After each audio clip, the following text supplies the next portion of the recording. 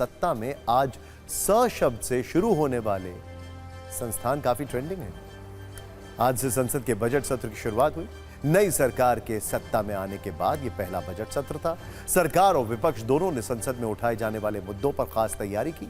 तैयारियों का असर यह रहा कि पहले ही दिन विपक्ष ने सरकार को घेर लिया और मुद्दा था नीट परीक्षा में प्रश्न पत्र का लीक होना।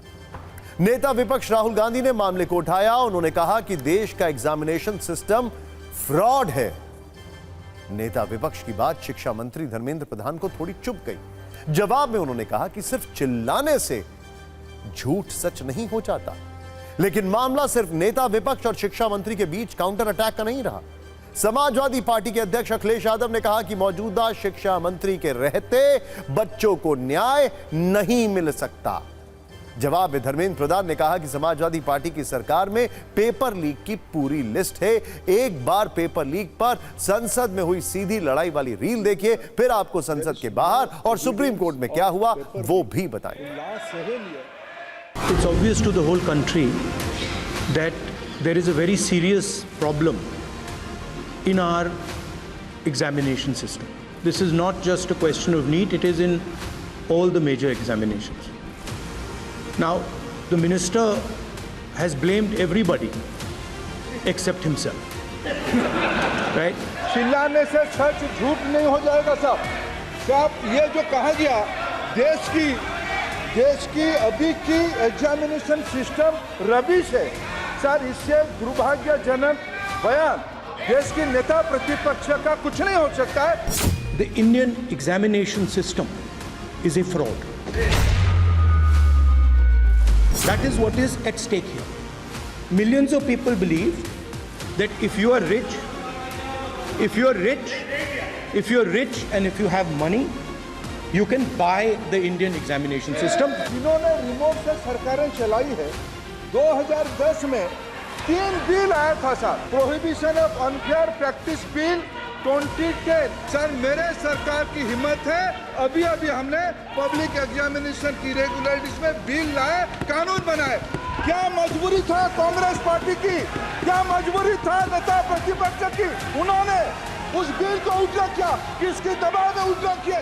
क्या निजी मेडिकल कॉलेज की दबाव में, उनकी घूसखोरी की दबाव में उन्होंने उस बिल को उल्टा किया था।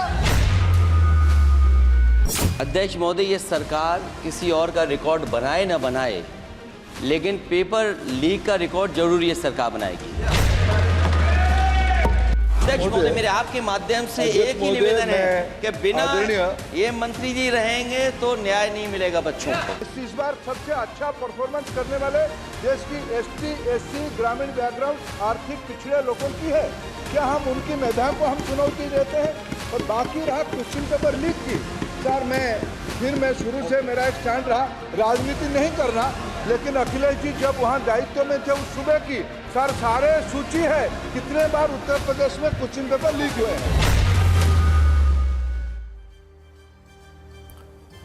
पेपर लीक पर संसद में हुई गर्मा गर्म बहस का असर बाहर भी देखा गया। बाहर भी विपक्ष ने तीखे हमले किए। वैसे तो दिल्ली में आज बारिश हो रही थी, मौसम भी ठंडा ही था। बारिश के कारण नेताओं को थोड़ी असुविधा भी हुई। इस पर अखिलेश यादव ने चुटकी ली और कहा कि ये कैसी सरकार है जो बारिश से भी नहीं बचा सकती। यानी परीक्षा से लेकर मौसम तक हर बात पर कटाक्ष किए जा रहे थे।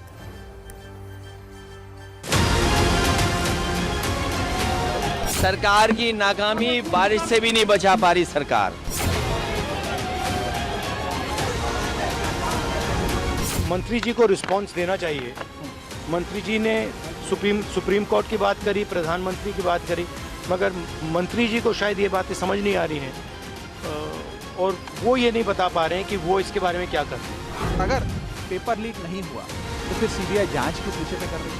अगर पेपर लीक नहीं हुआ तो सीबीआई गिरफ्तारियां किस विषय पे कर रही है? अगर पेपर लीक नहीं हुआ तो सुप्रीम कोर्ट कौन से विषय का संज्ञान लेकर सरकार से रोज गंभीर सवाल पूछ रहा है? नरेंद्र मोदी जी के सरकार में कोई भी भ्रष्टाचारी या पेपर लीक का अपराधी वो बच नहीं सकता, ये हम आपको विश्वास दिलाते हैं। जांच होनी चाहिए। साहब को मालूम है कि लोगों का अरेस्ट भी हो रहा है, तो अगर कुछ लीक नहीं हो तो क्यों अरेस्ट करें लोगों को?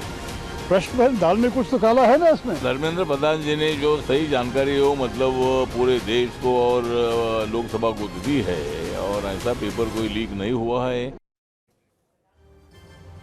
इन बयानों से पहले पीएम मोदी ने संसद के अंदर विपक्ष के आचरण पर सवाल उठाए थे।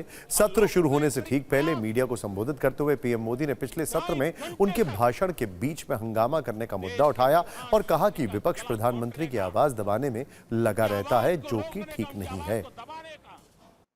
140 करोड़ देशवासियों ने बहुमत के साथ जिस सरकार को सेवा करने का हुक्म किया है देशवासियों ने, उसकी आवाज को कुचलने का और लोकतांत्रिक प्रयास हुआ। 2.5 घंटे तक देश के प्रधानमंत्री का गला घोंटने का, उनकी आवाज को रोकने का, उनकी आवाज को दबाने का लोकतांत्रिक परंपराओं में कोई स्थान नहीं हो सकता है।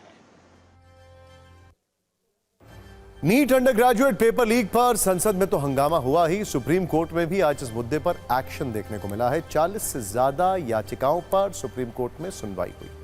सुप्रीम कोर्ट ने उस विवादित सवाल की जांच के आदेश दिए हैं जिसमें जवाब के 2 विकल्प सही थे। इसी सवाल का सही जवाब देने पर 44 छात्रों को बोनस अंक मिले और 4,20,000 छात्रों को नुकसान हुआ। इसकी जांच के लिए सुप्रीम कोर्ट ने आईआईटी दिल्ली के 3 सदस्यों की एक कमेटी बनाने का आदेश दिया है। कोर्ट ने कहा है कि एक्सपर्ट टीम उनमें से एक सही ऑप्शन चुनकर कल 12 बजे तक रजिस्ट्रार को अपनी राय भेजे। इस मामले की अगली सुनवाई कल यानी मंगलवार को होगी।